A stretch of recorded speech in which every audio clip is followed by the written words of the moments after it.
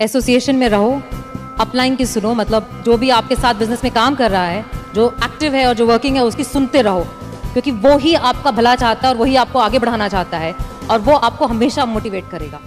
हमारे बिजनेस में भी हम हमेशा कहते हैं डुप्लीकेट करना है, डुप्लीकेट करना। और बहुत सारे लोग इस बात को सोचते हैं, डुप्लीकेट का मतलब हरकतें, आपके एक्शंस, आपकी बात करने का तरीका, वो डुप्लीकेशन होता है। बट आपने बहुत खूबसूरत बात बोली कि डुप्लीकेशन कॉपी करना नहीं होता, एसोसिएशन करनी पड़ती है, प्रॉस्पेक्टिंग करनी पड़ती है, क्लोजिंग करनी पड़ती है, लाइन अप करना पड़ता है, बहुत कुछ करना पड़ता है।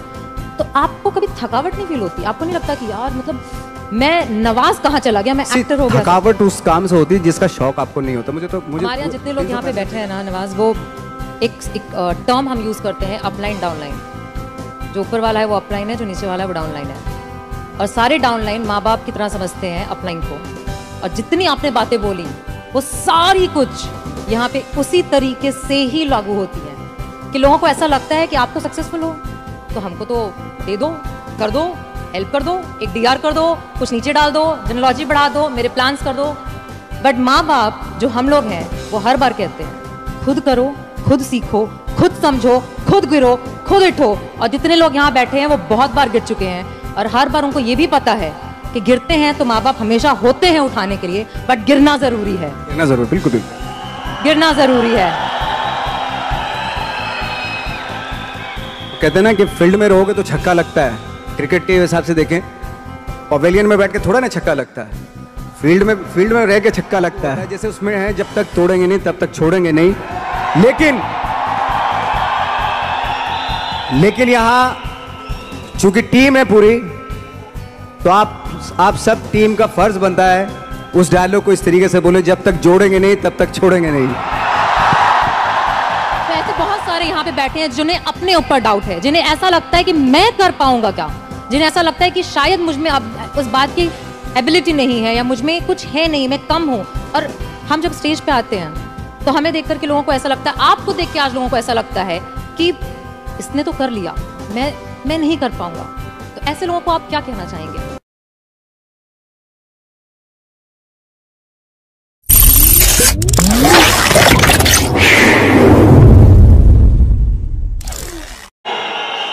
ऐसे जब 20 साल पहले मैं खड़ा हुआ था ऐसे किसी ऑफिस में जाके, तो मुझसे पूछा गया था कि क्या है, किसी डायरेक्टर के असिस्टेंट ने पूछा था क्या है, मैंने कहा एक्टर हैं। बोले दिखने से तो लगते नहीं हो एक्टर हो। तो क्या होता था कि इंडस्ट्री में हमेशा ये चलन था कि एक्टर हीरो जो होता है वो 6 फुट का होता है और गोरा होता है और लंबा चौड़ा बल्ले छल्ले होते हैं। मतलब हम तो बस ऐसे ही चले गए थे, ऐसा समझता था वो। और शिप्रा, मैं आपको यकीन दिलाना चाहता हूँ इस चीज़ का कि मेरे खुद के रिश्तेदारों ने भी, जब मैंने उनसे इच्छा जाहिर की कि मैं एक्टर बनना चाहता हूँ, तो उन्होंने भी मुझे डीमोरलाइज किया कि पहले शक्ल तो देख ले अपनी, क्योंकि 5 फुट का छोटा पतला दुबला सा आदमी, काला कलूटा। मुझे खुद को पता नहीं था कि इंडस्ट्री में मेरा क्या हाल होगा, बट एक जिद थी और हजारों लाखों, मतलब सालों साल से इंडस्ट्री में सिर्फ यही चलन था कि एक्टर तो, हीरो तो जो है ऐसा होता है। लेकिन इन सब ऑड सिचुएशंस के बावजूद भी गए। लेकिन एक चीज मेरे दिमाग में थी कि जो सब कर रहे हैं वो नहीं करना है, तो अलग क्या करूं, अलग क्या होना चाहिए। उसके लिए ट्रेनिंग की ज़रूरत थी, जो मैंने नेशनल स्कूल ऑफ ड्रामा में आके ट्रेनिंग ली। 3 साल मैंने एक्टिंग की पढ़ाई की वहाँ पे, और अपनी एक क्राफ्ट के बारे में समझा कि एक्चुअली इस पर्सनैलिटी में अगर मैं लोगों को इम्प्रेस करना चाहता हूँ, उसके लिए एजुकेशन की बहुत ज़रूरत है। या जो भी आप काम कर रहे हो उसमें क्राफ्ट, उसका एक्सपर्ट होना बहुत ज़रूरी होता है। ऐसे ही हवा में नहीं कि जैसा पहले होता था, अरे यार तो बहुत खूबसूरत दिखता, फिल्मों में जाके काम करना शुरू कर दे, ऐसा नहीं। किसी चीज़ को बारीकी से जानना, उसके लिए ट्रेनिंग की, एक्सपर्ट्स की, एक्सपीरियंस की ज़रूरत होती है। तो मैंने ट्रेनिंग ली नेशनल स्कूल ऑफ ड्रामा से, और 2000 में मैं पहुंच गया मुंबई।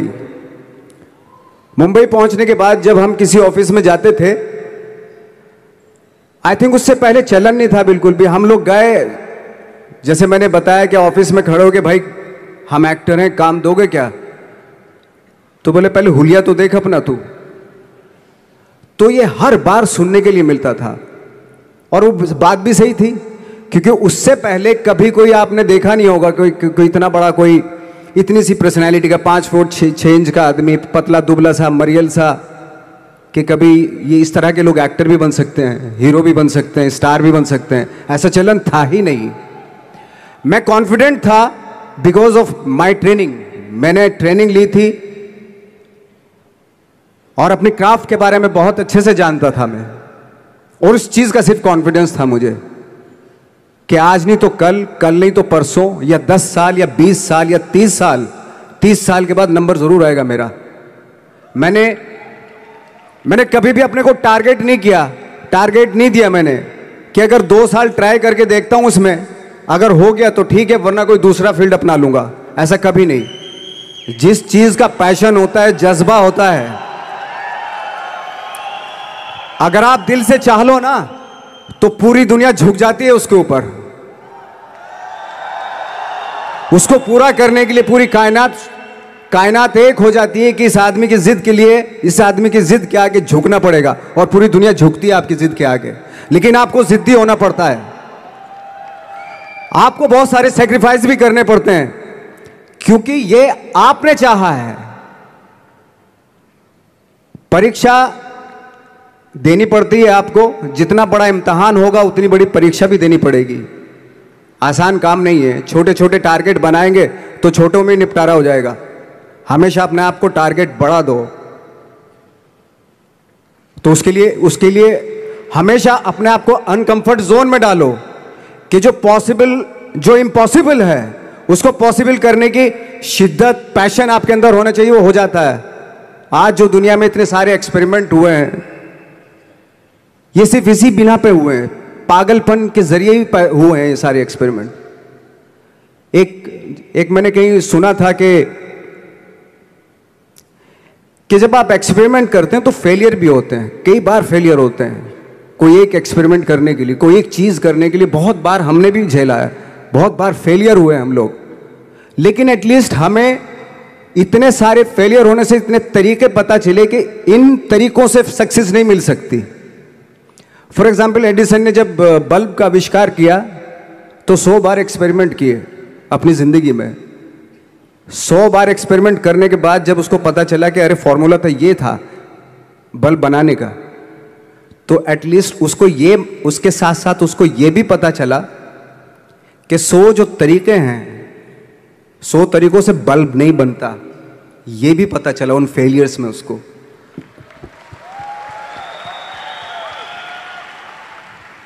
जब हम लोग मुंबई आए तो हमें मालूम था हमारे पास पर्सनैलिटी नहीं है, हमारे पास बैक नहीं है, या हमारे फादर दादा परदादा तो फिल्म इंडस्ट्री में है नहीं, हम ही हैं, तो हमें क्या करना चाहिए।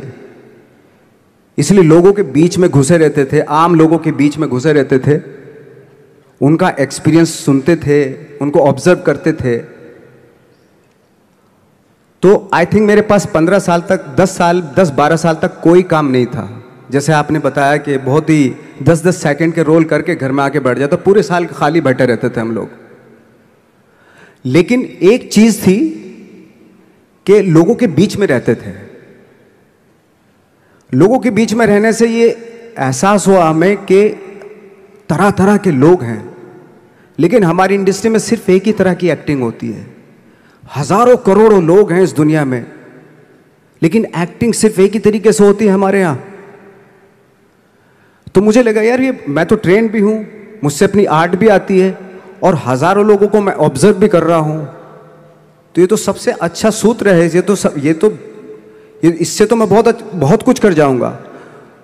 तो जब ये सूत्र पता चला मुझे कि अब मैं ये जो हजारों लोगों को मैंने ऑब्जर्व किया है, अब जब भी मुझे कोई रोल मिलेगा उन्हीं में से वो एक इंसान होगा। उसी में वो बाला साहब ठाकरे होंगे, उसी में मंटो होगा, उसी में गणेश गायतोंडे होगा, उसी में फैजल खान होगा, उसी में माजूमदार साहब होंगे। तो इस तरह के, ये कब हुआ? जब हमने लोगों को ऑब्जर्व करना शुरू किया, लोगों के बीच में रहे, मैं 15 साल के बाद जो मेरी लाइफ थी जिसमें खाने तक को नहीं मिलता था, अब फॉर्चुनेट अपने आप को समझने लगा था कि थैंक गॉड कि मुझे ऐसे ऐसे लोगों के बीच में मुझे रहने का मौका मिला। तो कभी भी आई थिंक मुझे लगता है कि कभी भी जब आप स्ट्रगल कर रहे होते हैं ना, वो एक मौका होता है आपके पास, वो एक चांस होता है आपके पास कि कैसे उसमें आप अपना ऑब्जर्वेशन, एक्सपीरियंस, जब आपको काम मिलेगा वो उसमें लगाएंगे आप। तो मेरी लाइफ बहुत ही, आज जब मैं सोचता हूं कि यार ये तो बहुत ही अच्छा हुआ, तो जो 15, 10, 12 साल मैंने बिना काम के गुजारे, जो लोगों के बीच में रहा था मैं, आज वो काम आ रहा है मेरे। जहां जरा सा कोई कैरेक्टर मिलता है तो आदमी इसलिए कनेक्ट करता है उनसे कि उनको लगता है कि यार ये तो मेरे पड़ोस का ही, आसपास का ही ये बंदा है। मैंने देखे हैं इस तरह के लोग। आई थिंक यही हमारी सबसे बड़ी जीत है as an actor.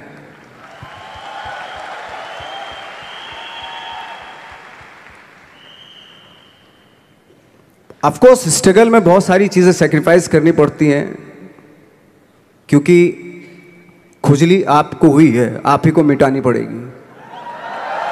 You know, आप जो आप हैं वो आपने बनना चाहा था, और अगर डिसअपॉइंटमेंट आ रहे हैं तो आप तो कंप्लेन भी नहीं कर सकते, क्योंकि आप ही ने चाहा था ये बनना।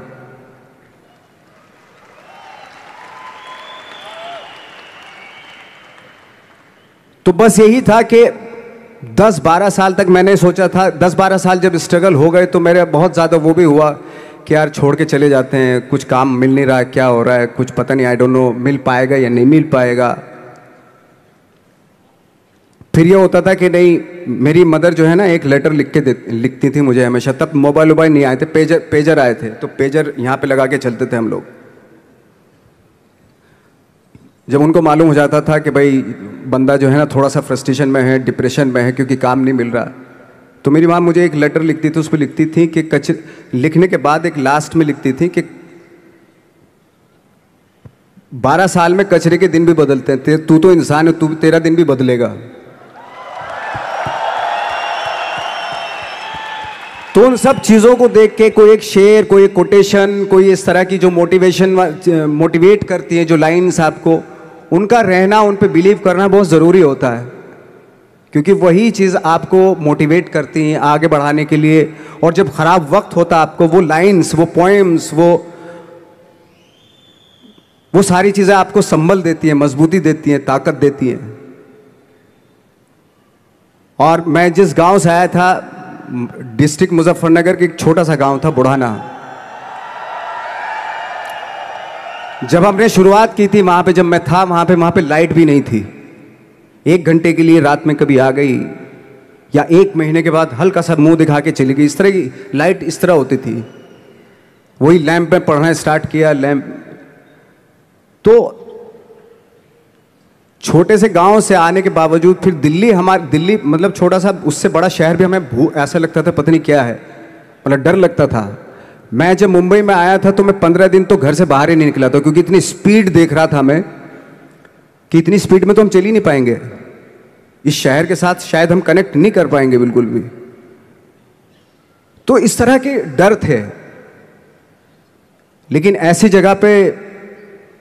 जगह पे आ गए थे कि अब जाना भी मुश्किल था। तो मतलब वापस नहीं जा सकते थे, वापस इसलिए नहीं जा सकते थे कि बहुत सारे डर थे। वापस अगर चले गए तो थिएटर के जो मेरे दोस्त थे वो बोलते, क्यों भाई वापस आ गए तुम भी, जैसे बहुत सारे लोग वापस आ रहे थे तुम भी वापस आ गए, चलो लग जाओ, ठीक है। गांव में इसलिए नहीं जाता था अपने कि जो पहले ही बोलते थे वो लोग कि शक्ल तो देख ले, फिर हार के उनके सामने चला गया तो क्या बोलेंगे वो तो वही बोलेंगे कि हमने तो पहले ही मना किया था कि मत जाओ, क्या सूरज शक्ल थोड़ा ही थी तुम्हारी स्टार बनने की, एक्टर बनने की। तो ये बहुत सारे डर थे जिसकी वजह से मैं अपने ना तो गांव जाता था, ना जहाँ से ट्रेनिंग ली थी दिल्ली से, ना वहाँ जाता था। मैंने जो भी है मरना जीना मुंबई में ही होगा। रही बात सक्सेस की, सक्सेस अगर 30 साल बाद भी मिलेगी उसके लिए भी मतलब तैयार रहना चाहिए। सक्सेस की कोई डेट नहीं होती, कोई तारीख नहीं होती, कोई टारगेट नहीं होता कि इतने ही दिनों में मिल जाएगी।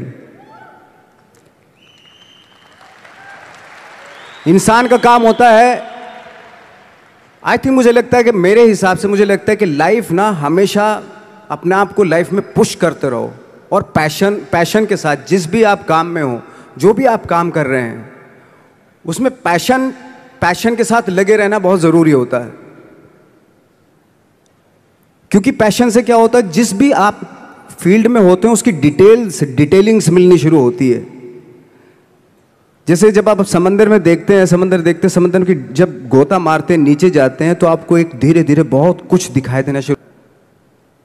ऐसी आपका भी फील्ड है, कोई भी हर फील्ड ऐसा ही होता है, उसमें असीम संभावनाएं होती हैं, इतनी पॉसिबिलिटीज होती हैं कि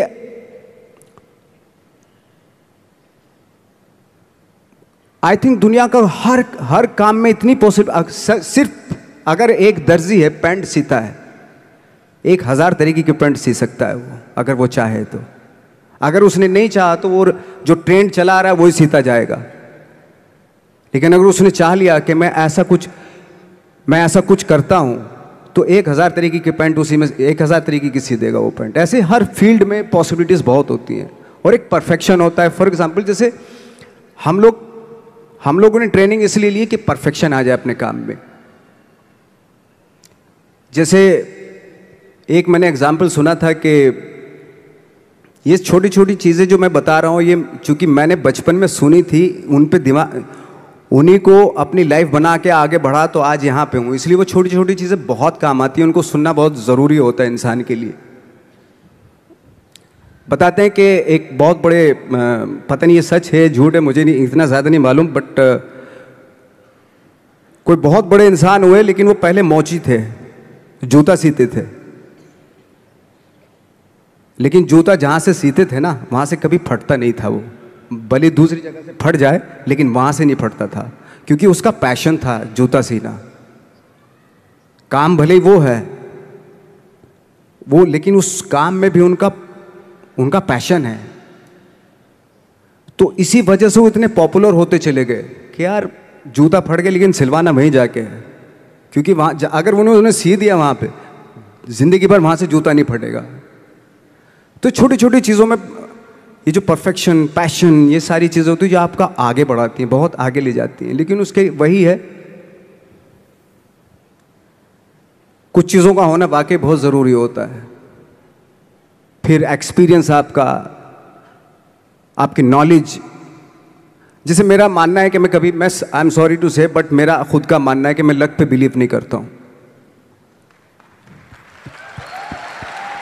मेरे सामने आज तक मेरे सामने लकीली कोई चीज़ नहीं हुई कि मैं लकीली यहाँ तक पहुँच गया।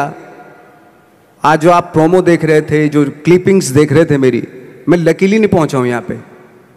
मैंने उसके लिए मेहनत की है, मैंने उसके लिए नॉलेज इकट्ठी की है, मैंने उसके लिए ट्रेनिंग ली है। अगर लक पे डिपेंड करता ना मैं, तो अपने एक रूम में रहता, देखते हैं यार लक जब होगा तो हो जाएगा, ऐसे थोड़े ना होता है। बाला साहब ठाकरे का जब मैंने रोल किया तो वो लकीली नहीं हो गया। उसके लिए 1 महीना में पहले हारमोनियम पे बैठा मैं कि बाला साहब कहाँ से बोलते हैं, उनका सुर क्या है, उनका टेक्सचर क्या है, उनकी वॉइस का, उनकी वॉक कैसे है, वो चलते कैसे हैं, उनका वेट किस चीज़ पे ज़्यादा डिपेंड करता है। हर आदमी का जो वेट होता है, किसी का थाइज पे होता है, किसी का फुट पे होता है, किसी का बट पे होता है वेट, किसी का कमर पे होता है। हर आदमी का एक वेट शिफ्ट करने का एक अलग तरीका होता है। तो हम लोग इतनी डिटेल में जाते थे कि बाड़ा साहब किन चीज़ों पे वेट कर रख के चलते हैं, ऐसे चलते हैं, कोई या तो ऐसे चलते हैं या ऐसे चलते हैं, ये इस तरह की बहुत सारी डिटेल होती हैं। जब आप जाते हैं तो बहुत सारी चीज़ें पता चलते हैं। मेरे सामने इतने चैलेंज थे जब मैं बाड़ा साहब का रोल कर रहा था, तो वो मिमिक्री भी नहीं होनी चाहिए, कॉपी भी ना हो। जैसे अमूमन अक्सर होता है जब हमारे यहाँ बायोग्राफी की जाती है तो हम कॉपी कर देते हैं उसकी। कॉपी करना मतलब अगर हम किसी की कॉपी कर रहे हैं या मिमिक्री कर रहे हैं तो वो वीकनेस समझी जाती है कि आप वीक एक्टर हो। और ये बात मुझे बहुत पहले समझ में आ गई थी जब मैं ट्रेनिंग ले रहा था। मैं ट्रेनिंग के फ़ायदे बता रहा हूँ आपको। जब मैं ट्रेनिंग ले रहा था ये हमें तभी समझ में आ गया था। और प्रिपरेशन के वक्त बाला साहब की प्रिपरेशन के टाइम पे कि मैंने कि इसकी मिमिक्री नहीं होनी, बाला साहब की मिमिक्री नहीं होनी चाहिए, ना कॉपी होनी चाहिए, और लगना भी चाहिए कि बाला साहब ठाकरे हैं।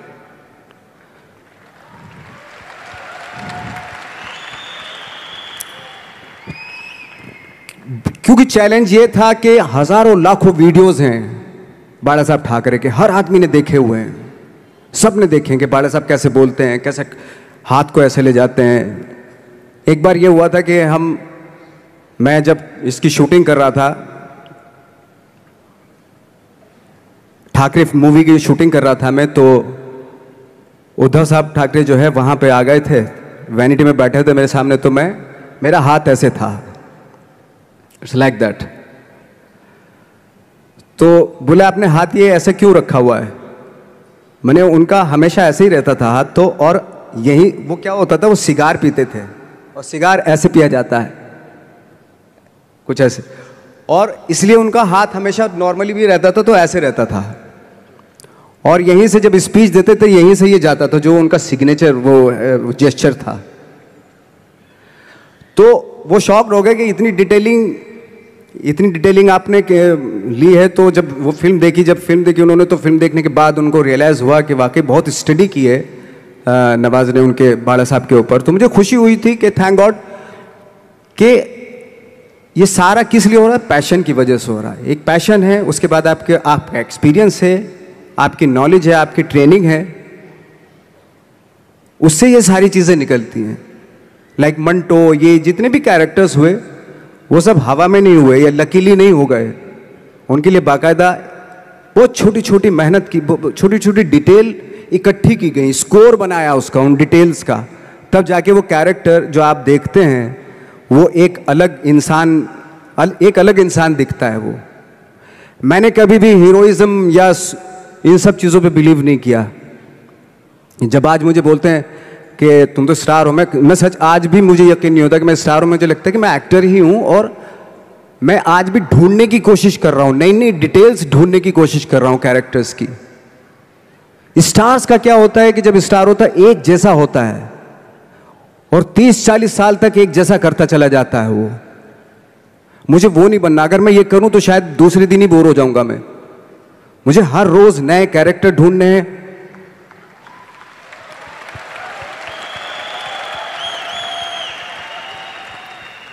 लोगों के बीच में रहना है, क्योंकि लोगों ये बीच में रहने से बहुत सारी चीजें मिलती हैं। मैंने एक रोल किया था लंच बॉक्स में,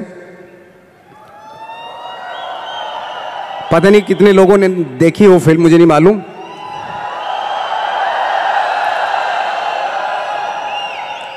उसका कोइंसिडेंट ऐसा हुआ कि मेरा जो दोस्त था, जो मेरे रूम पार्टनर स्ट्रगल के टाइम पे मेरे साथ रहता था, तो मैंने उसी की डिटेल मार दी उसमें फिल्म में।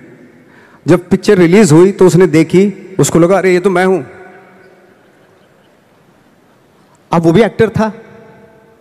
उसके बाद जब वो फिल्म इंडस्ट्री में किसी के पास काम मांगने जाता था तो लोग उसको बोलते थे यार ये ऐसा मत कर, ये नवाज ने कर दिया, कुछ दूसरा कर। तो बोलता हम तो ओरिजिनल में ही ऐसे हैं, उन्होंने हमारा कॉपी किया है।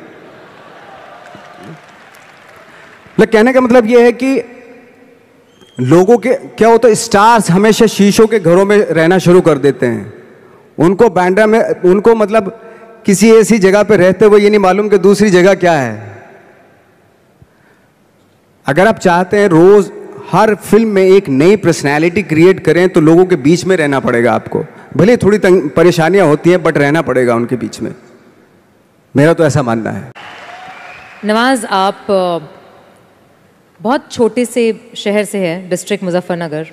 यहाँ पे बहुत सारे लोग ऐसे बैठे हैं जो बहुत सारी सिटीज़ से हैं, actually major cities like Delhi, Bangalore, Hyderabad, Pune, Chennai, Nepal. और इन सब चीज़ों के बीच में बड़े शहरों की बहुत सारी फैसिलिटीज़ हैं, बहुत सारे आराम हैं। जबकि आपके शहर या जिस शहर से मैं हूँ, जहाँ पे एजुकेशन भी नहीं मिलती है, जहाँ पे खाना पीना, जैसे आपने बोला बिजली, कोई भरोसा नहीं होता कब आएगी, जाना तो नॉर्मल है। हाँ, तो वहाँ पे उस छोटे से शहर में रह के एक परिवार में जहां पे कभी किसी ने एक्टिंग के बारे में दूर दूर तक नहीं सोचा था, और आप 8 भाई बहन हैं, सबके साथ रह के परिवार में परिवार का चीज करने की जगह एक अलग से ये जो थॉट आया था अलग से कि मैं एक्टिंग करूंगा, और वो भी काफी दिन बाद जब आपने जॉब भी कर ली उसके बाद, तो जब वो थॉट आया तो परिवार ने आपको सपोर्ट किया। और अगर रिश्तेदारों ने, जैसे आपने बोला कि कहा, तो आपके दिमाग में उस समय क्या चलता था? मेरे दिमाग में ये तो नहीं आया था कि मुझे एक्टर बनना है, बट इतना जरूर था कि कुछ तो नया करना है। क्या करूंगा मुझे नहीं आइडिया था। जो सब लोग करते हैं जो वो नहीं, कुछ अलग करना है मुझे। लेकिन मुझे ये नहीं मालूम था कि मुझे एक्टिंग करनी है। और इसीलिए मुझे लगता है आज जब मैं सोचता हूँ कि अगर मैं किसी भी फील्ड में होता, एक्टिंग के अलावा किसी भी फील्ड में होता, तो मैं एक्सपेरिमेंटल ज़रूर होता। क्योंकि मुझे आदत थी कि मुझे जो ट्रेंड चल रहा है उसके अगेंस्ट, मैं बहुत रिबेलियस था, रिबेलियस किस्म का इंसान हूँ मैं, आज भी हूँ, रहूँगा। क्योंकि मुझे अच्छा लगता है जो ट्रेंड चल रहा होता है उसके अगेंस्ट कुछ काम करना, चाहे मुझे अच्छा लगता है वो। क्योंकि क्या है ना कि जो चलन चल रहा है, आई थिंक उसको बहुत आसान है उस चलन के साथ चलना। उसके अगेंस्ट चलना, उसके लिए सालों लग जाते हैं। बीच बीच में आपको ये भी लगता है कि यार शायद पॉसिबल नहीं है, लेकिन जब पॉसिबल होता है ना तो तब बड़ा अच्छा लगता है। तब ये जैसे आज मुझे फील हो रहा है ना, तब ऐसा लगता है। यहाँ पे जितने लोग भी बैठे हैं और इंक्लूडिंग मुझे, हमने भी ऐसा कुछ शुरू किया है या हम भी ऐसा कुछ कर रहे हैं जो ट्रेडिशनल नहीं है, जो बहुत अलग है, और जिसके लिए बहुत लोग बोलते हैं कि पता नहीं होगा कि नहीं होगा, कर पाएंगे कि नहीं कर पाएंगे, या तुम कर रहे हो करके दिखाओ, तुम कर लिए तो देखते हैं। और लोग जगह जगह समय समय पर हर समय हर किसी को, यहाँ पे जितने लोग भी बैठे हैं उनको कहते हैं कि तुमसे तो हो नहीं पाएगा, और हो गया तो राम जाने। तो जब हमें ये कैसे हुआ, ये कैसे हुआ, फिर पूछते हैं कैसे हुआ, हाँ ये कैसे हुआ फिर भी सुन लेंगे, बट साथ में अगर आगे करने को करो ना तो हिम्मत नहीं होगी। तो आपने जब शुरू किया और आपने जब करना शुरू किया, और आज आपकी वो दोस्त जिन्होंने आपको बोला या जो रिश्तेदार आपको बोलते थे कि तुझसे नहीं हो पाएगा, वो आज क्या कहते हैं? देखो ये है कि जैसे मैंने बताया कि मुझे कदम कदम पे ये बोला गया, जैसे रिश्तेदार मेरे सबसे पहले तो रिलेटिव्स ही बोलते हैं आपके, बोले भाई ये जो करने जा रहा है तू, ये तेरे बस का नहीं है, तू देख ले, अपना बस का नहीं है ये। और जब हो जाता है तो ऑफ कोर्स यही कि हमने तो बोला था, अब पता नहीं कब बोला था, मुझे भी नहीं पता कब बोला था उसने ये, कि हमने तो बोला था हो जाएगा।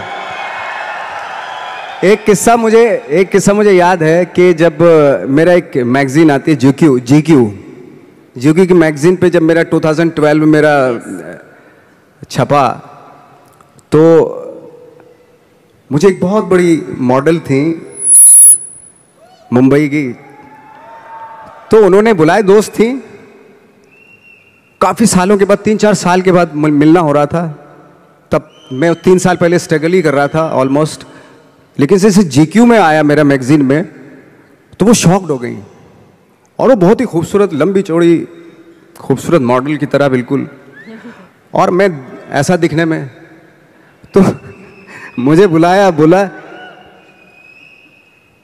यार तुम जीक्यू के पेज पे आए हो? मैंने हाँ। तुम कैसे जीक्यू के पेज पे आ गए? मैंने पता नहीं, मुझे भी पता नहीं क्यों आया। तुम्हें मालूम है तुम जीक्यू के पेज पे आए हो? मैंने हाँ। तुम्हें पता नहीं तुम कैसे आए हो, क्यों? तुम्हें मालूम है तुम जीक्यू के पेज पे आए हो? शी वॉज लाइक, मतलब उसने बहुत अपनी जिंदगी में बहुत साल दिए इंडस्ट्री को, लेकिन कभी इस तरह का कुछ हुआ नहीं कि जीक्यू के पेज पे आ गए या इस तरह के। हालांकि मैं ज्यादा कुछ इस चीज पे बिलीव नहीं करता, बट उसके लिए बहुत इंपॉर्टेंट था कि जीक्यू के पेज पे तुम कैसे गए। मतलब उसका कहने का मतलब यार तू दिखने में 5 फुट 6 इंच का आदमी, ना तेरा शक्ल, ना सूरत, ना कुछ, तू कैसे आ सकता है जीक्यू के पेज पे? See that was the mindset. ये माइंडसेट था कि मेरे जैसे कद काठी का आदमी इतनी बड़ी मैगजीन में कैसे कैसे उसका फोटो आ सकता है, ये माइंडसेट था और है। लेकिन इन सब के ऊपर आप तब उठते हैं जब आप क्राफ्ट जानते हैं, अपना काम जानते हैं। हम लोग अपना काम जानते थे, हम लोगों को अपनी चीजें मालूम थी, क्योंकि हमने उसको वक्त दिया था, हमने उसको टाइम दिया था, अपनी क्राफ्ट को, अपनी चीजों को, अपनी ट्रेनिंग को टाइम दिया था, इसलिए ये सारी चीजें पॉसिबल हुई। यहाँ पे जितने भी लोग बैठे हैं, जैसे आपने बोला कि ट्रेनिंग बहुत ज़रूरी है, और आप काफ़ी बार इस बात को मेंशन करते हैं कि ट्रेनिंग समझना, अपने क्राफ्टमैनशिप को समझ के करना बहुत ज़रूरी है। हमारे अंदर भी एक कल्चर है जिसमें हम कहते हैं कि साथ में बैठना, रहना, जैसे आपने बोला साथ में रहना बहुत ज़रूरी है, तो हम हमेशा कहते हैं एसोसिएशन में रहना ज़रूरी है। अच्छी तालीम पाने की तरह हम कहते हैं कि अपने बिजनेस को समझना, उसके अच्छे और उसकी बुराइयों को जानना बहुत ज़रूरी है। और शायद आज ये मैजिक ट्रेनिंग में आपको इसलिए बुलाया है बिकॉज इनको भी यही ट्रेनिंग दी जा रही है कि विश्वास करो अपने सपने पे, लगे रहो, दिक्कतें आएंगी, बट समझो और समझ के जब करोगे तो एंड में सक्सेस ज़रूर मिलेगी। इस पूरी जर्नी में आपके, जब आपको कभी भी ऐसा फील नहीं हुआ कि बहुत हो गया, सफलता नहीं मिल रही है, लोग आगे पीछे, शायद कोई आगे बढ़ रहा था, जैसे आपने बताया कि आप पहले ऐसे माहौल में रहते थे जहाँ पे लोगों को एक्टिंग के लिए मिल जाते थे और आपको नहीं मिल रहा था, तो कभी छोड़ने का दिल नहीं किया आपको कि छोड़ देता हूँ, कुछ और कर लेता हूँ? और लोगों ने बोला होगा ज़रूर, छोड़ दो, कुछ और कर लो, क्योंकि यहाँ पे बैठे हुए बहुत सारे लोगों को ये बोला जाता है कि बहुत आसान है छोड़ना, छोड़ दो, नौकरी तो है, करते रहो, बिजनेस क्यों करना है? इसके लिए आप क्या कहना चाहेंगे? आई थिंक सबसे आसान काम है, जैसे आपने बताया, नौकरी करना तो सबसे आसान काम है, लेकिन खुद से क्रिएट करना कोई चीज़, वो वाकई बहुत डिफिकल्ट है।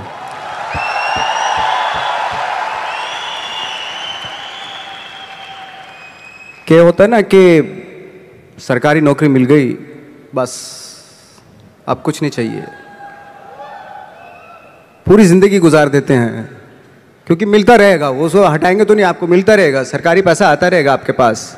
लेकिन खुद से जब करते हैं ना, तो उसको करते हुए बहुत दिक्कतें आए, डेफिनेटली बहुत दिक्कतें आएंगी, क्योंकि खुद का कुछ क्रिएट कर रहे हैं आप, और क्रिएशन में हमेशा प्रॉब्लम आती है, वो आसानी से नहीं हो जाता, कोई भी क्रिएट चीज़ आसानी से नहीं हो जाती।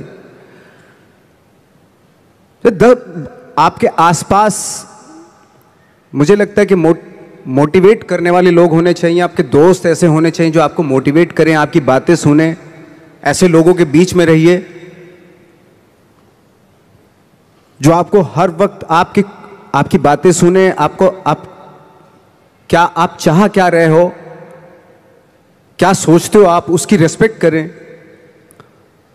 और सारे जो ग्रुप जो होता है, वो उसकी थॉट को रेस्पेक्ट करके उसको एग्जीक्यूट करें, यू नो, वो बहुत ज़रूरी होता है।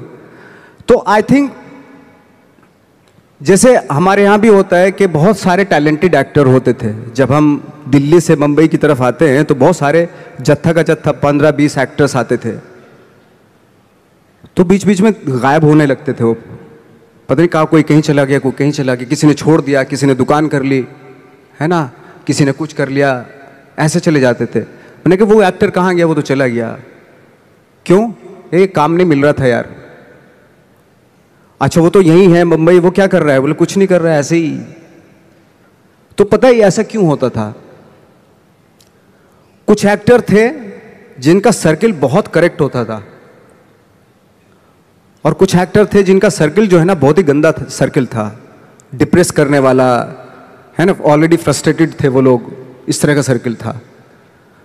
तो हमेशा ना मुझे लगता है कि अवेयर रहना चाहिए कि मैं किन लोगों के बीच में रहता हूं, वो बहुत जरूरी है।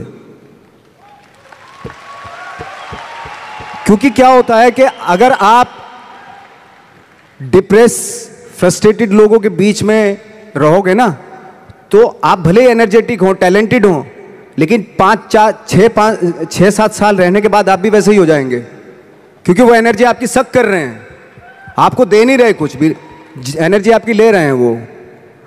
तो बहुत सारे एक्टरों से जब मैं मिलता था, वो बिल्कुल ही गिव अप कर दिया था उन्होंने, फनी यार ऐसे क्यों दिखाई दे रहे हो ऐसे, और उनके थॉट भी बदल जाते हैं, पता है, वो सारी कंप्रोमाइज वाले, अरे यार जो भी है ठीक है, थोड़ा मोड़ा छोटा पोटा दिलवा दो जो भी बनेगा। यार तू तो बहुत टैलेंटेड था, तू इस बात पे आगे कि छोटा मोटा कुछ भी वो दिलवा दो, यानी कि कंप्रोमाइज कर लिया ना उसने लाइफ से अपनी। तो आई थिंक वो बहुत ज़रूरी होता है कि आप किन लोगों के बीच में रहते हो, क्योंकि एनर्जी जो होती है ना वो एक्सचेंज होती है, एनर्जी टकराती है एक दूसरे से। 2 पॉजिटिव लोगों को यहाँ पे खड़ा कर दो, आपको पता चल जाएगी, वो एनर्जी मालूम हो जाएगी। या 10 लोगों में 3 नेगेटिव एनर्जी खड़ा कर दो यहाँ पे, तो वो 3 जो नेगेटिव एनर्जी वाले होते हैं ना, वो 7 लोगों की एनर्जी ऐसे खींच लेते हैं। ये है, फैक्ट है ये बात। एनर्जी तो सर्वाइव करती है ना, ट्रेवल करती है एनर्जी।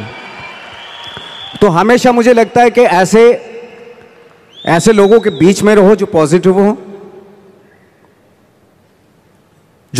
हो, जिनके थॉट बहुत अच्छे हों, जो नया कुछ करने की सोच में हमेशा रहते हो, जो कुछ क्रिएट करने की धुन में रहते हो। तो इस तरह के लोगों के बीच में रह के अगर रहते हैं आप, तो 3-4 साल भी आप 3-4 साल बाद भी आप भी वैसे ही हो जाते हैं। हमारे यहाँ भी एक कहावत है और एक आपस में कि एसोसिएशन में रहो, अपलाइन की सुनो। मतलब जो भी आपके साथ बिजनेस में काम कर रहा है, जो एक्टिव है और जो वर्किंग है, उसकी सुनते रहो, क्योंकि वो ही आपका भला चाहता है और वही आपको आगे बढ़ाना चाहता है और वो आपको हमेशा मोटिवेट करेगा। एक और सवाल पूछूं और सवाल। आपने बहुत लंबा सफर चुना है, जहां से आप शुरू हुए और अभी तक में काफी साल लगे। अब जब सफलता आपके पास आ रही है और आपके पास बहुत आ रही है, तो कभी ऐसा दिमाग में नहीं आता कि रिटायर हो जाऊं, कब तक करूंगा, करते रहना है? क्योंकि यहाँ पे बैठे हुए बहुत सारे लोगों के दिमाग में यह आता है कि मेहनत करना शुरू किया, एक थॉट होता है कि एक सक्सेस मिल जाए। जैसे आपको भी लगता होगा शुरू में कि एक पिक्चर मिल जाए, एक शॉट हो जाए, 10 हो जाए या 50 हो जाए, उसके बाद मैं रिटायर हो जाऊंगा, मैंने कमा लिया। बट हर इंडस्ट्री में हम लोग एक रखते हैं कि यहाँ पे रिटायर होना है। आपके हिसाब से इंडस्ट्री छोड़ के, बट आपके हिसाब से आपको क्या लगता है नवाज कि आप कब रिटायर होना चाहेंगे? देखिए, रिटायर की तो बात की बात है, खैर रिटायर एक्टर तो रिटायर नहीं होता है ना, जो स्टार होते हैं वो रिटायर हो जाते हैं। वो तब तक होता है उनका जब तक ये होता है, उनका करियर तब तक होता है। लेकिन इसमें और इसमें फर्क होता है, बिल्कुल, है ना। तो जैसे मैं एक बात कहने वाला था, एक बात कह रहा था कि सिद्धि और प्रसिद्धि में फर्क है। प्रसिद्ध तो सक्सेसफुल तो कोई भी हो जाएगा। एक इंसान कपड़े उतार के बाजार में घूमने लगे प्रसिद्ध हो जाएगा 1 मिनट में, ठीक है। आजकल तो इंटरनेट का जमाना है, थोड़ा मोबाइल से खींच लिया, डाल दिया, हो गया। अरे नंगा घूम रहा था बंदा बाजार में, कौन है, अच्छा ये नाम है, अच्छा, हा है, हो गया प्रसिद्ध। तो हमारे एक टीचर थे, वो हमेशा बताते थे प्रसिद्धि और सिद्धि में कितना फर्क है। पहले प्रसिद्धि लिखते थे और नीचे सिद्धि लिखते थे। प्रसिद्धि का प्र हटा दो, सिद्धि होता है। तो सिद्धि जो होती है प्रसिद्धि के भी ऊपर होती है। सिद्धि प्राप्त करना बहुत जरूरी होता है, सिद्धि प्राप्त करना बहुत मुश्किल है, प्रसिद्ध होना बहुत आसान है। हम यहाँ पे फ्रेंकली स्पीकिंग, मैं मुंबई में प्रसिद्ध होने के लिए नहीं आया था, मुझे इस फील्ड में सिद्धि प्राप्त करनी थी, इसलिए आया था मैं।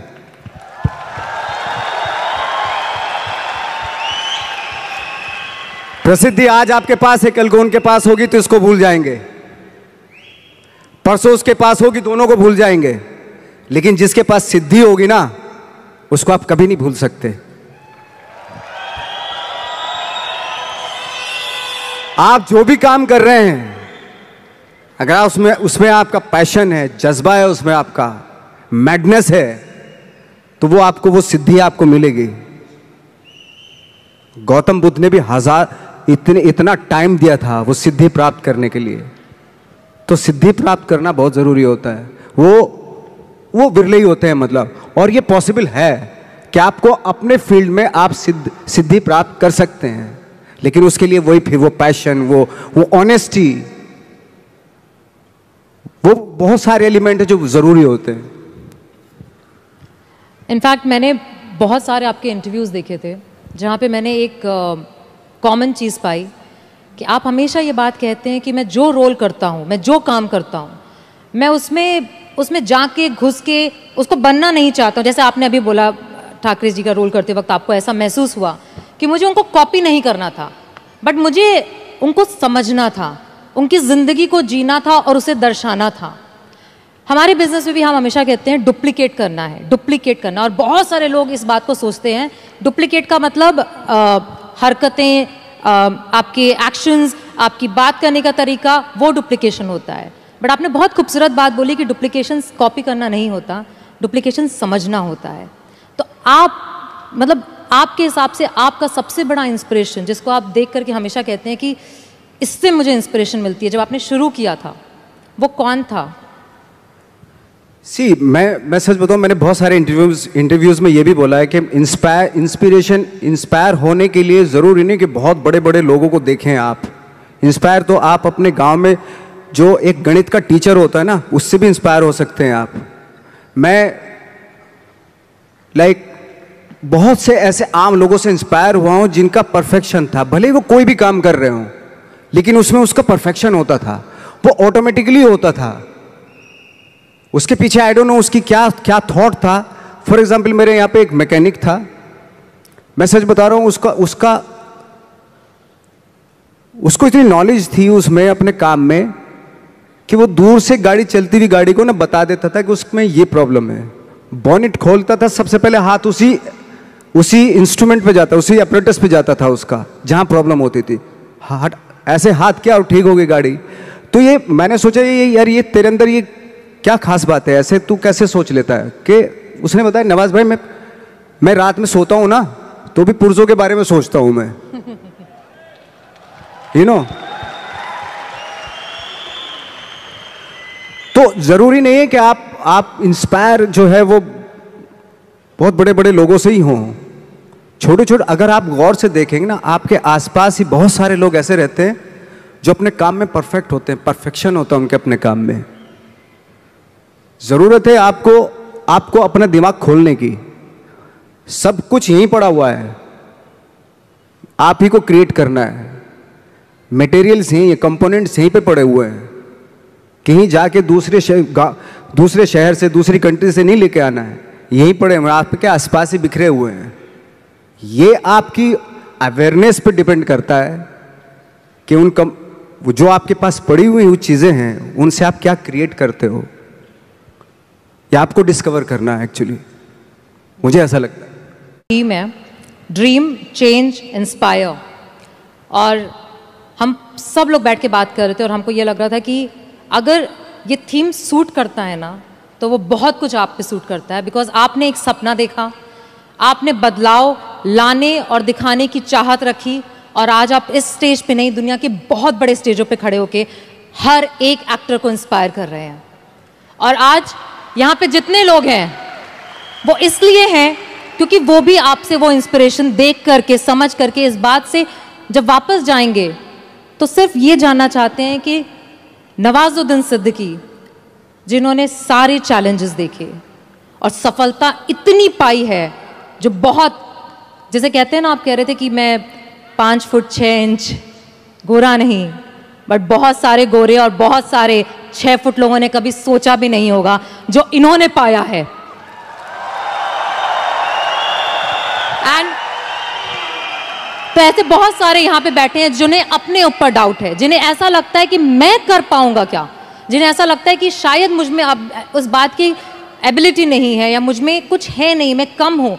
और हम जब स्टेज पे आते हैं तो हमें देख करके लोगों को ऐसा लगता है, आपको देख के आज लोगों को ऐसा लगता है कि इसने तो कर लिया, मैं नहीं कर पाऊंगा। तो ऐसे लोगों को आप क्या कहना चाहेंगे? उसने वो कर लिया जो उसको करना था, है ना। आपको वो करना है जो आपको करना है। अगर आप ये सोचेंगे कि उसने जो उसको करना था उसने कर लिया, अब मैं क्या करूं, तो फिर तो आप कुछ नहीं कर पाएंगे, क्योंकि आप तो फॉलो उसी को कर रहे हो। बिल्कुल। आपको खुद की अपनी आवाज सुननी पड़ेगी एक्चुअली। मैं क्या करना चाहता हूं, इस मामले में बहुत ही इंडिविजुअल होना पड़ेगा, बहुत ही प्राइवेट होना पड़ेगा आपको कि मैं क्या करना चाहता हूं, मेरे क्या थॉट हैं, मेरे क्या ड्रीम्स हैं। पहले तो सपने देखने पड़ेंगे आपको, और सपने में भी कंजूसी नहीं करनी चाहिए।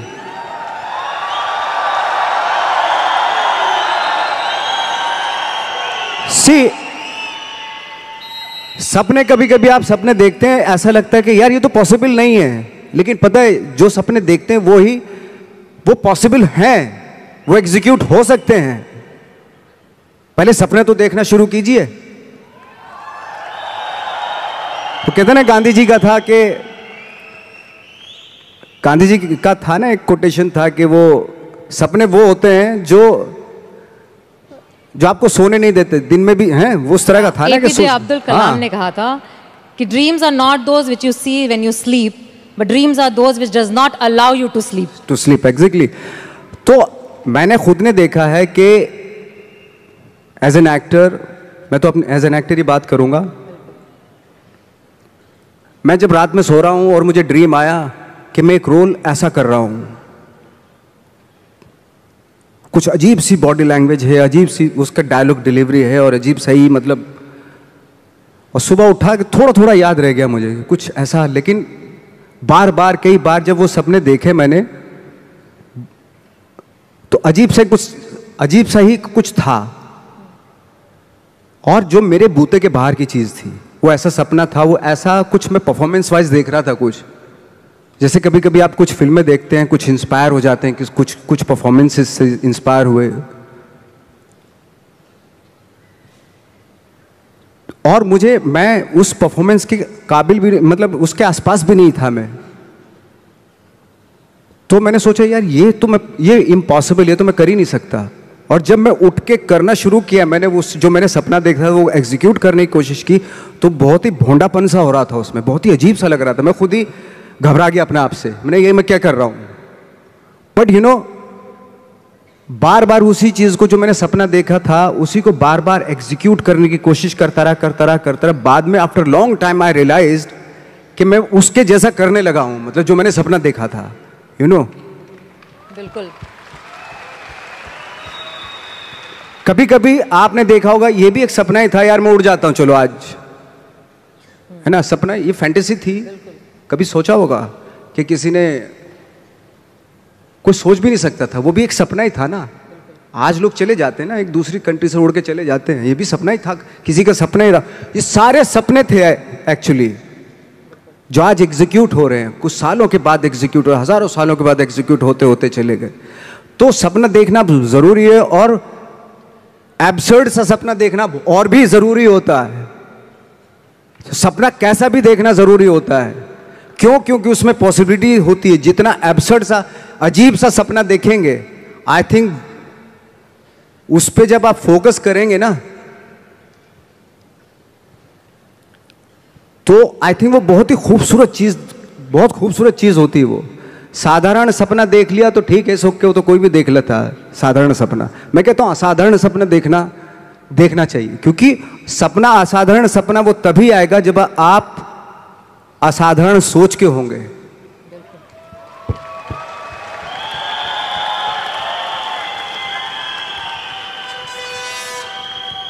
आपकी एक बहुत बहुत बहुत बहुत, मतलब कितने बहुत लगाऊं शायद कम होगा मेरे हिसाब से, एक सीरीज है, मैंने बोला ना, एक्चुअली नाम भी बोलने की जरूरत नहीं है, सेक्रेड गेम्स। नेटफ्लिक्स पे इस समय सबसे ज्यादा वॉच सीरीज में से है।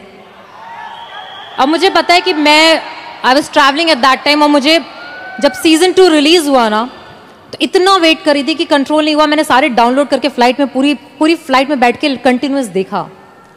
और पूरी सीरीज में मैंने सिर्फ एक चीज, ये मेरा ऑब्जर्वेशन है, मेरा थॉट प्रोसेस है, देखा कि आपने बहुत शिद्दत से काम किया।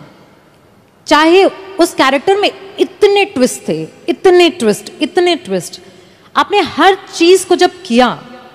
हमारे बिजनेस में हम कहते हैं कि बहुत कुछ ना, जब लाइफ में हमको आता है और हमें करना पड़ता है ना, तो कई बार हम बहुत कंफ्यूज हो जाते हैं। हम समझ में आता है कि इतनी सारी चीजें एक साथ कैसे करेंगे। एक कैरेक्टर को जब आप करते हैं एज एन एक्टर, और आपको इतने मॉड्यूलेशन करने पड़ते हैं। जैसे हमें बिजनेस में एसोसिएशन करनी पड़ती है, प्रॉस्पेक्टिंग करनी पड़ती है, क्लोजिंग करनी पड़ती है, लाइनअप करना पड़ता है, बहुत कुछ करना पड़ता है। तो आपको कभी थकावट नहीं फील होती? आपको नहीं लगता कि यार मतलब मैं नवाज कहाँ चला गया, मैं एक्टर हो गया? थकावट उस काम से होती है जिसका शौक आपको नहीं होता। मुझे 365 दिन मैं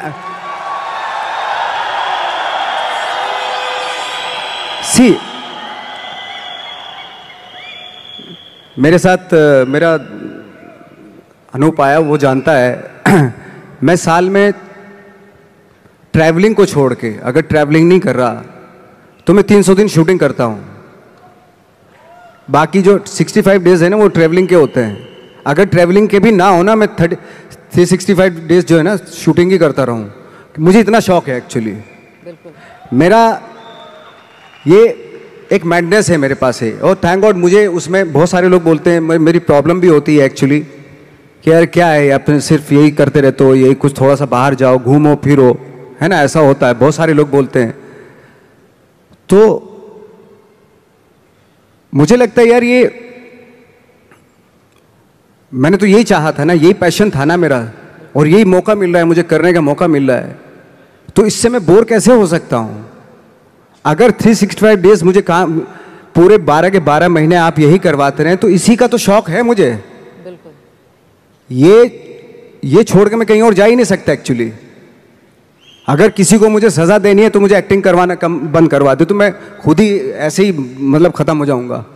तो मेरा शौक है ये, और वो शौक जो है ना, वो आपका जो शौक होता है जब वो पैशन बन जाता है ना तो वो आपकी लाइफ हो जाती है। तो आपकी लाइफ ना, जो ना तो किसी सक्सेस की मोहताज होती है। अगर आज मुझे फिल्मों में काम मिलना बंद हो गया तो मैं थिएटर करना शुरू कर दूंगा। वो बंद हो गया, मैं 2 लोगों को ले जाके यहां पे एक नाटक कर दूंगा, स्ट्रीट प्लेस करना शुरू कर दूंगा, क्योंकि वो मेरा पैशन है। मैं मोहताज नहीं हूं कैमरे का, है ना। मैं 2 लोगों को 10 लोगों को लेके यहीं पे कुछ इम्प्रोवाइज करना शुरू कर दूंगा, यहीं कुछ एक नाटक बना लूंगा और सबको इनवाइट कर लूंगा, आ जाओ भाई हमने एक प्ले किया, आ जाओ देखो ना कुछ पैसे तो दे के जाएंगे ना आप, भले 1-1 रुपया दे के जाएं।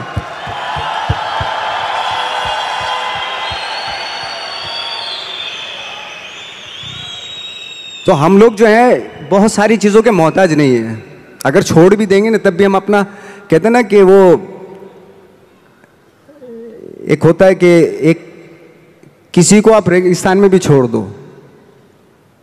वो बिजनेस, एक कौम होती है जो बिजनेस करती है, बिजनेसमैन, ओके, अगर उनको रेगिस्तान में भी छोड़ दो कि वहां पे भी बिजनेस कर लेंगे वो। बिल्कुल,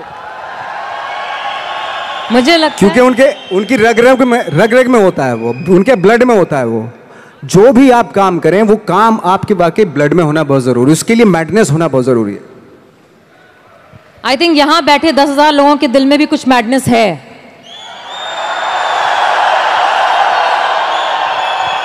ये उनकी एनर्जी से पता चलता है, क्योंकि हर बार जब भी कोई ऐसी बात की जाती है उनका रिस्पॉन्स जो होता है वो 100% होता है। इसी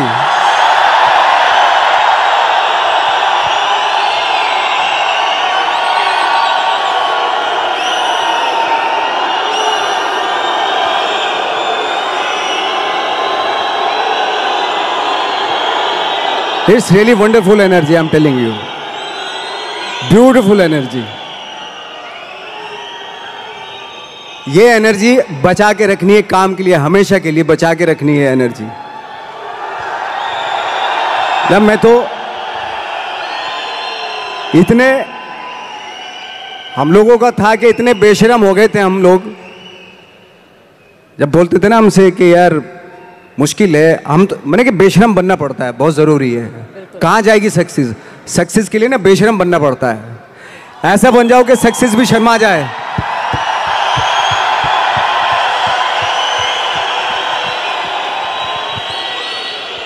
वो जब हम चैलेंज करते थे, कितने साल में, 10 साल में, 20 साल में, 30 साल में, 40 साल में, कितने साल में मिलेगी सक्सेस? हम तो रेडी थे। मैं 40 साल तक भी स्ट्रगल करता रहता अगर नहीं मिलता मुझे। मेरे अंदर तो वो पैशन था।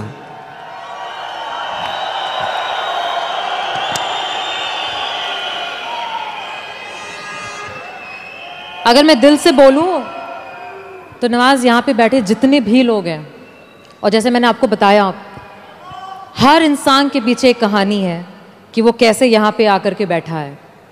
और पैसे, परिवार, हर तरीके की, लोगों के कहने की, बोलने की, हर तरह के चैलेंज जो सोच सकते हैं, मैं गुजरी हूँ, ये गुजर रहे हैं। और आज जब आप यहाँ पे हो तो आप इनसे वो एक क्या बात बोलना चाहोगे जिसको वो यहाँ से जब जाएं तो बोले नवाजुद्दीन सिद्दीकी ने कहा था और उन्होंने कहा था, इसलिए मैं करके दिखाऊंगा। मेरा एक एक्सपीरियंस हुआ था, एक छोटा सा एक्सपीरियंस, छोटी छोटी इंसिडेंट से ना कभी कभी आपको लाइफ का पता चल जाता है। तो मेरा एक छोटा सा एक्सपीरियंस हुआ था। एक बार हम लोग जब 2000 में मुंबई आए थे तो बहुत सारे मेरे दोस्त यार भी आए थे, कुछ शादीशुदा थे, हमारे जैसे लोग अकेले, ऐसे कुछ हम लोग ऐसे ही आ गए थे, ट्रेनिंग सब लेके आए थे। तो मेरा एक दोस्त था, उसकी बेटी थी कोई 4-5 साल की। तो ये वो किस्सा बता रहा था कि नवाज, पता है परसों मैं अपनी बेटी को लेके जा रहा था, उसने कहा पापा पापा मुझे आइसक्रीम चाहिए, है ना, और मेरे पास पैसे नहीं थे। जो कहानी सुना रहे थे उन्होंने बोला, मेरे सीनियर ही थे वो थिएटर के, उन्होंने बोला मेरे पास पैसे ही नहीं थे। और मैंने सोचा यार मैं अपनी बेटी को, मतलब वो स्ट्रगल कर रहे थे फिल्मों के लिए, टीवी सीरियल्स उनको मिलते थे लेकिन वो कर नहीं रहे थे कि नहीं फिल्मों में ही करूंगा, फिल्मों में डायरेक्ट फिल्में स्टार्ट करूंगा। तो ऐसा था उनका, इस वजह से उनको काम नहीं मिल रहा था। तो उनकी बेटी ने जब बोला पापा पापा मुझे आइसक्रीम चाहिए, तो जब उन्होंने बोला कि बेटा मेरे पास पैसे ही नहीं है, तो नवाज उस दिन मैंने सोचा कि भाड़ में जाए टीवी सिनेमा या वो, मैं टीवी करूंगा लेकिन अपनी बेटी को जब भी बोलेगी आइसक्रीम खिलाऊंगा, है। बट द थिंग इज, सी,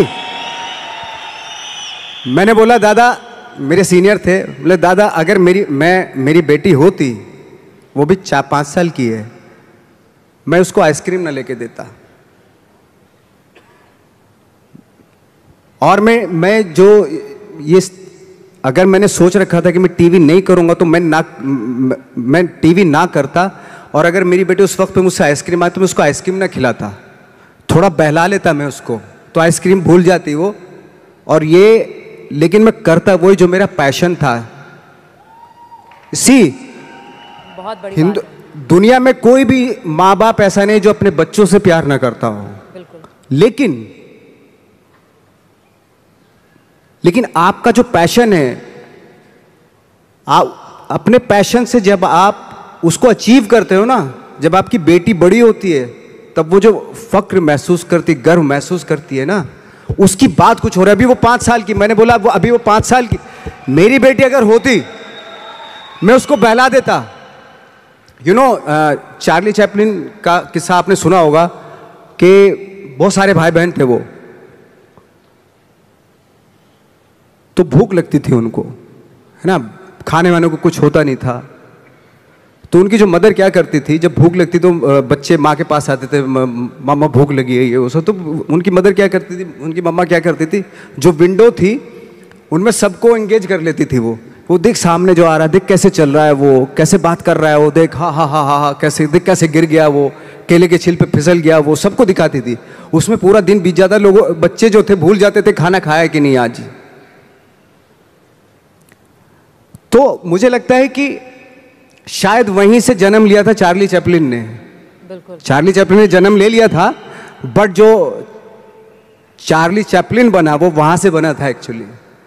तो मेरे कहने का मतलब ये कि ठीक है, बच्चा है, बच्चे को तो आप संभाल सकते हो, तो बहला सकते हो, खाना खिला सकते हो, आइसक्रीम की जगह आज खाना खिला सकते हो, लेकिन बच्चे के लिए उस जिद के लिए, उसकी वो जिद के लिए आप कंप्रोमाइज करें, ऐसा मैं नहीं मानता। मुझे नहीं लगता कि वो आप अपने पैशन से कंप्रोमाइज करें।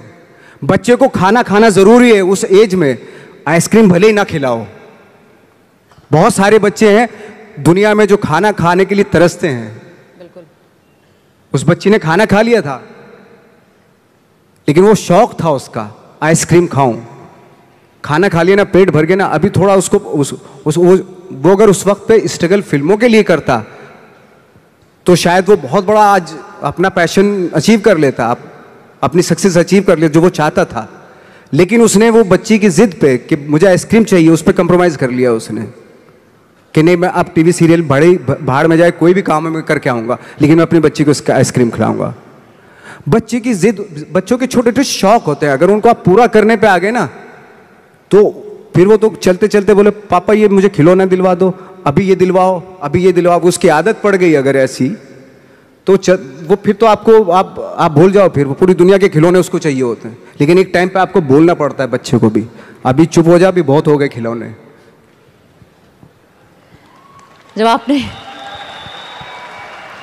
मैंने जब बिजनेस शुरू किया था नवाज, आज से 8 साल पहले, तो मेरा बेटा उस समय 5 साल का था और मैं सुबह से लेकर रात तक काम करती थी।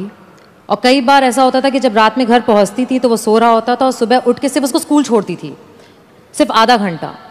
और बहुत सारे लोगों ने बोला था, बहुत सारे लोगों ने, तू कैसी माँ है, तू ऐसे कैसे कर सकती है, तू इतना पैसे के पीछे इतना पागल है कि मतलब। और ना ही मुझे यहाँ पे बैठे बहुत सारी लड़कियों को, बहुत सारे लोगों को परिवार वाले ऐसा बोलते हैं, एहसास दिलाते हैं कि तुम्हारी जिम्मेदारी ज़्यादा बड़ी है तुम्हारे सपनों से। बट आज 13 साल का मेरा बेटा है, आज उसको जो चाहिए ना उसको बोलना नहीं पड़ता, उसको ऑटोमेटिकली मिल जाता है, क्योंकि वो 8 साल में ना सिर्फ मैंने सपनों को फॉलो किया।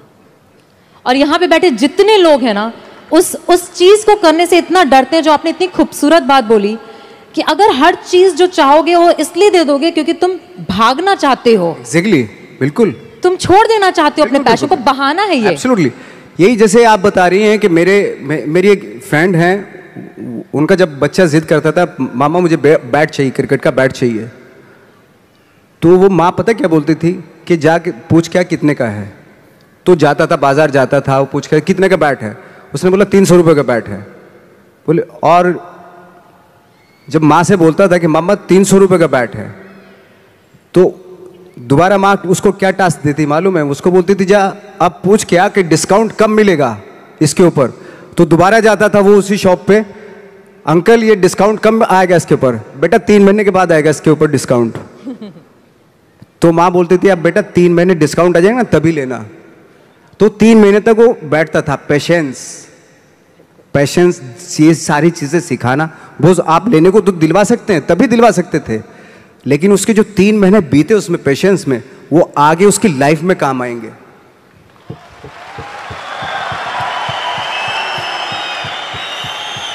वो कहते हैं ना कि सक्सेस जब मिल जाती है और बहुत पैसा आ जाता है आपके पास, तो अपने बच्चों के शौक पूरे करने लगते हैं आप। जब वो बड़े होते हैं ना बच्चे, उनको करने की क्या ज़रूरत है, हमारे तो शौक पूरे हो गए, हमारा बाप तो रख के गया, सब कुछ है, पूरा एम्पायर रख के गया हमारे लिए, हमें करने की क्या ज़रूरत है। तो उस तरह के हो जाते हैं वो बच्चे। जब तक उनको एहसास कराना बहुत ज़रूरी है कि इसलिए आपने देखा होगा बहुत सारे हमारे यहाँ स्टार हैं, तो उनके जो बच्चे हैं उनको बना बनाए सारी चीज़ें मिल जाती है। कभी कभार ऐसा भी होता है, एक आध एग्जाम्पल बता रहा हूँ मैं जनरली नहीं बता रहा हूँ। आजकल तो खैर माँ बाप जो है बहुत समझदार हो गए हैं, वो अपने बच्चों को, चाहे वो स्टार हो चाहे आप हो हम हो, कि अपने बच्चों को कैसे पालना है, तो वो बहुत समझ से पालते हैं आज की डेट में। जैसे बहुत बड़े स्टार थे हॉलीवुड के, तो उनका बेटा बहुत बिगड़ा हुआ था, शायद बहुत सारे लोग नाम भी जानते होंगे, बहुत बिगड़ेल बच्चा था। तो कई बार उसने कुछ गाड़ियां भी बड़ी रैश चलाता था ऐसे ऐसे, और एक बार जेल में चला गया वो। तो जब वापस आया तो बोले पापा आपने मुझे मतलब मेरी बेल नहीं करवाई। तो पापा ने बोला कि यार ऐसा है, और उसने जो सारी प्रॉपर्टी है अपनी ट्रस्ट के नाम कर दी, जो स्टार था उसने।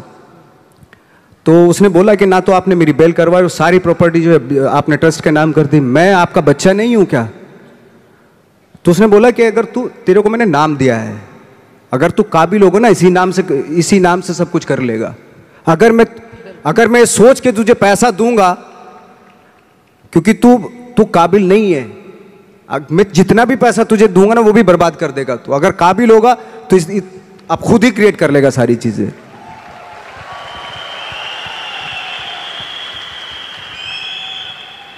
प्यार की भी कहते हैं ना कि इंतहा होती है, तो बहुत जरूरी रिस्पॉन्सिबिलिटी, जैसा भी आपने बोला, जिम्मेदारी बहुत जरूरी होती है। प्यार में अगर बच्चा बह गया, या प्यार में जब बह जाते हैं तो बह जाते हैं, फिर बह ही जाते हैं, ऐसा होता है। हमारे यहाँ जितने लोग यहाँ पे बैठे हैं ना नवाज, वो एक टर्म हम यूज़ करते हैं, अपलाइन डाउनलाइन। जो ऊपर वाला है वो अपलाइन है, जो नीचे वाला है वो डाउनलाइन है। और सारे डाउनलाइन माँ बाप की तरह समझते हैं अपलाइन को। और जितनी आपने बातें बोली वो सारी कुछ यहाँ पे उसी तरीके से ही लागू होती हैं कि लोगों को ऐसा लगता है कि आप तो सक्सेसफुल हो तो हमको तो दे दो, कर दो, हेल्प कर दो, एक डीआर कर दो, कुछ नीचे डाल दो, जेनोलॉजी बढ़ा दो, मेरे प्लान्स कर दो। बट माँ बाप जो हम लोग हैं वो हर बार कहते हैं खुद करो, खुद सीखो, खुद समझो, खुद गिरो, खुद उठो। और जितने लोग यहाँ बैठे हैं वो बहुत बार गिर चुके हैं और हर बार उनको ये भी पता है कि गिरते हैं तो माँ बाप हमेशा होते हैं उठाने के लिए, बट गिरना जरूरी है। गिरना जरूरी, बिल्कुल बिल्कुल गिरना जरूरी है। वो कहते हैं ना कि फील्ड में रहोगे तो छक्का लगता है। क्रिकेट के हिसाब से देखें, पवेलियन में बैठ के थोड़ा ना छक्का लगता है, फील्ड में रह के छक्का लगता है। एक बहुत ही खूबसूरत मूवी में काम किया था जो वन ऑफ माय, मतलब जिन्होंने बिजनेस में मुझे पाला पोसा बड़ा किया है, उनकी फेवरेट है the mountain man. The mountain man, mountain माझी, द माउंटेन माझी। हाँ, एंड उन्होंने हमेशा उस कहानी को बहुत बहुत सुनाया है हम सबको। और उसमें आपका एक डायलॉग है। हाँ, उसमें डायलॉग मैं बता देता हूँ आपको, लेकिन यहाँ पे कुछ और लागू होता है। जैसे उसमें है, जब तक तोड़ेंगे नहीं तब तक छोड़ेंगे नहीं। लेकिन यहाँ चूंकि टीम है पूरी, तो आप सब टीम का फर्ज बनता है उस डायलॉग को इस तरीके से बोले, जब तक जोड़ेंगे नहीं तब तक छोड़ेंगे नहीं।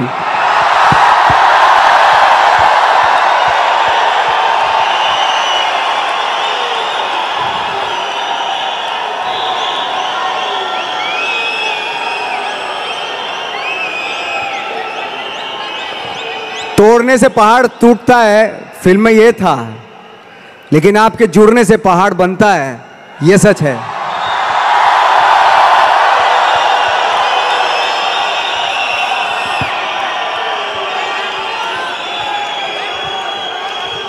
जितना जुड़ के रहेंगे उतना अच्छा है। जुड़ने से ही चीजें। आपके बहुत सारी लाइनें ऐसी हैं जो हमारे बिजनेस में और हमको बहुत मोटिवेट करती हैं। और आपने बहुत खूबसूरती से एक बोला, और एक और है, भगवान भरोसे मत बैठिए। हाँ, एक बहुत अच्छा डायलॉग है वाकई। थैंक यू सो मच, आपने याद दिलाया। एक डायलॉग है, ये जो बातें मैंने जितनी भी की, मैंने शायद इसलिए की क्योंकि मेरा वो थॉट है, और उस थॉट का सार है जो माझी पिक्चर में था कि भगवान के भरोसे मत बैठिए, क्या पता भगवान हमरे भरोसे बैठा हो।